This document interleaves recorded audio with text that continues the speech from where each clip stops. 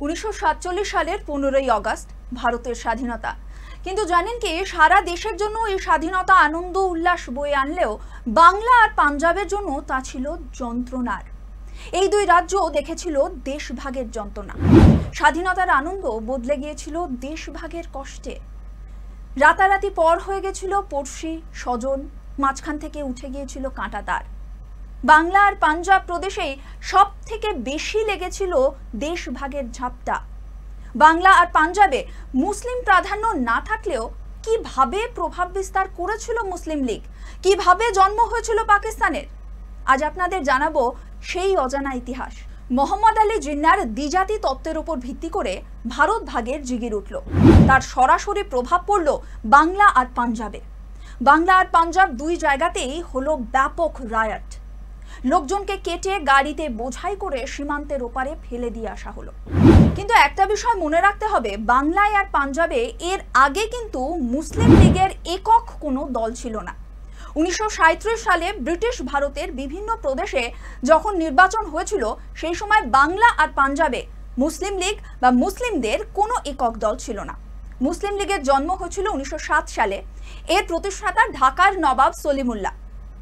বাংলায় আর পাঞ্জাবে মুসলিম প্রধান দুটো দল ছিল।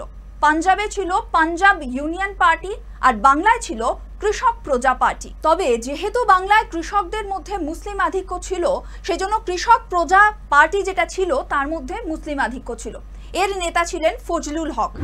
এরা প্রথম থেকেই বলেছিল, আমরা কোনো সাম্প্রদায়িক দল নই, আমরা কৃষকের অধিকার, ভূমি সংস্কার ইত্যাদি বিষয়ে বেশি আগ্রহী। 1937 সালে যখন কংগ্রেসের অর্থনৈতিক কর্মসূচি ঘোষণা করা হয়েছিল, সেই সময় কিন্তু ভূমি সংস্কার নিয়ে বিশেষ প্রস্তাব আনা হয়েছিল। বলা হয়েছিল কংগ্রেস ক্ষমতায় আসলে ভূমি সংস্কার করা হবে। কৃষক প্রজা পার্টি তখন কংগ্রেসের সঙ্গে যুক্ত হওয়ার একটা প্রস্তাব দিয়েছিল।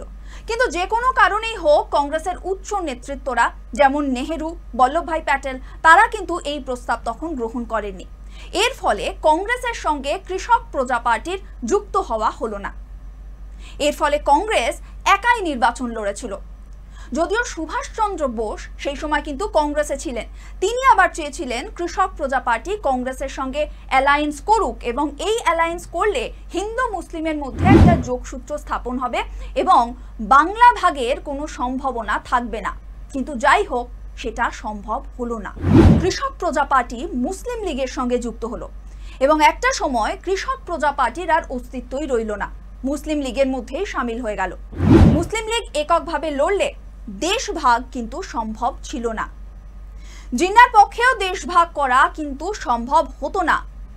বাংলার এত বড় মুসলিম প্রধান অংশ যখন মুসলিম লীগের পিছনে গিয়ে দাঁড়ালো, তখন কিন্তু মুসলিম লীগ অনেক বেশি শক্তিশালী হলো। মুসলিম লীগ এবার বাংলায় তাদের প্রতিপত্তি স্থাপনের চেষ্টা শুরু করলো। মুসলিম লীগ অবিভক্ত বাংলায় এবার সরকার গঠন করলো। ফজলুল হক হলেন সেই সময়ে প্রধানমন্ত্রী। তখন মুখ্যমন্ত্রী বলা হতো না, প্রধানমন্ত্রী বলা হতো। তবে ফজলুল হক কিন্তু বাংলার হিন্দু মহাসভাকেও টেনেছিলেন। শ্যামাপ্রসাদ মুখোপাধ্যায়ের সঙ্গে তিনি যোগ দিয়েছিলেন। বাংলায় তৈরি হয়েছিল শ্যামা হক সরকার। কংগ্রেস যখন 42 সালে ব্রিটিশের বিরুদ্ধে আন্দোলন করছে, বাংলায় তখন শাসন করছে শ্যামা হক সরকার। ফজলুল হক বিভাজনের পক্ষে ছিলেন না। কিন্তু মজার বিষয় হলো, মোহাম্মদ আলী জিন্না অত্যন্ত চতুরভাবে পার্টিশনের জন্য লাহোর প্রস্তাব ফজলুল হককে দিয়ে ডাকিয়েছিলেন। 1940 সালের লাহোর প্রস্তাব ছিল পাকিস্তান তৈরির একটা মাইল ফলক, যেটা করেছিলেন মোহাম্মদ আলী জিন্না, যেখানে বলা হয়েছিল ব্রিটিশ ভারতের মুসলিম সংখ্যাগরিষ্ঠ অঞ্চল নিয়ে পৃথক একটা স্বাধীন রাষ্ট্র তৈরি করতে হবে। ফজলুল হক আবার বলেছিলেন, আমরা হিন্দুদের বিরুদ্ধে নই, তবে হিন্দু জমিদারদের শোষণের বিরুদ্ধে। অর্থাৎ বিষয়টা কিন্তু শ্রেণী ভিত্তিক ছিল, ধর্ম বা সম্প্রদায় ভিত্তিক ছিল না। হিন্দুদের প্রতি আলাদা করে কোনো বিদ্বেষ ছিল না। কিন্তু এই যে কংগ্রেস কৃষক প্রজা পার্টিকে গুরুত্ব দিল না এবং মুসলিম লীগের সঙ্গে যুক্ত হলো এই কৃষক প্রজা পার্টি, এই বিষয়টাই বাংলা ভাগের একটা ক্ষেত্র তৈরি করে দিল। স্বাধীনতার 2 বছর আগে যখন বোঝা যাচ্ছিল ব্রিটিশ সরকার ভারত থেকে বিদায় নেবে, সেই সময় জিন্না কিন্তু অত্যন্ত সুচারুভাবে ইংরেজদের অনুরোধ করেছিল যাতে তারা যাওয়ার সময় ভারতকে ভাগ করে দিয়ে যায়। এরপর সেই ভয়াবহ রায়েট। 1946 সালের 16ই আগস্ট মুসলিম লীগের প্রত্যক্ষ কর্মদিবসের ডাকের পর সাম্প্রদায়িক দাঙ্গায় উত্তপ্ত হয়ে ওঠে কলকাতা। পৃথক পাকিস্তান রাষ্ট্রের দাবিতে স্লোগান উঠেছিল লড়কে লেঙ্গে পাকিস্তান। রক্তাক্ত হলো কলকাতার বুক। 1946 সালে কলকাতার দাঙ্গা নামেও পরিচিত হলো এটা। 16ই আগস্ট ভারতের ইতিহাসে এক কালো অধ্যায়। গ্রেট কলকাতা কিলিং এর সাক্ষী থাকলো কলকাতা। 4 দিন ধরে চলা এই ভয়াবহ সাম্প্রদায়িক দাঙ্গায় ক্ষতবিক্ষত হলো মহানগরীর 1 লাখেরও বেশি মানুষ। এরপর ভারত ভাগ আর স্বাধীনতার বিষয়ে লর্ড মাউন্টব্যাটেন ভারতীয় নেতৃবৃন্দের সঙ্গে একটা বৈঠক করেছিলেন।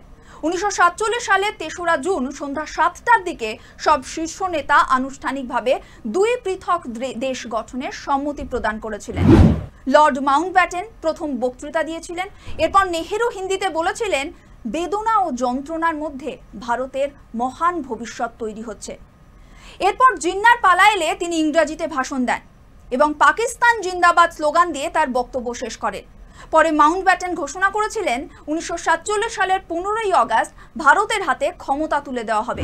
শেষ পর্যন্ত 14ই ও 15ই আগস্টের মাঝের রাতে ভারত ভাগ হয়, পাকিস্তান একটা নতুন দেশ হিসেবে আবির্ভূত হয়।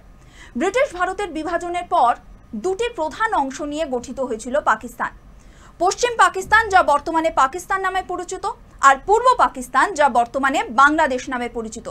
পশ্চিম পাকিস্তানে ছিল বেলুচিস্তান, খাইবার পাখতুনখোয়া, সিন্ধু এবং পশ্চিম পাঞ্জাব প্রদেশ। আর পূর্ব পাকিস্তান মূলত বাংলা প্রদেশের মুসলিম সংখ্যাগরিষ্ঠ অংশ ছিল। 47-এ স্বাধীনতা তো আসলো, কিন্তু ভারত মাতার বুকে রয়ে গেল কাঁটা তারের স্থায়ী দাগ। আর বাংলা আর পাঞ্জাবের বুকে চিরস্থায়ী হয়ে রইল দাঙ্গা আর স্বজন হারানোর স্মৃতি।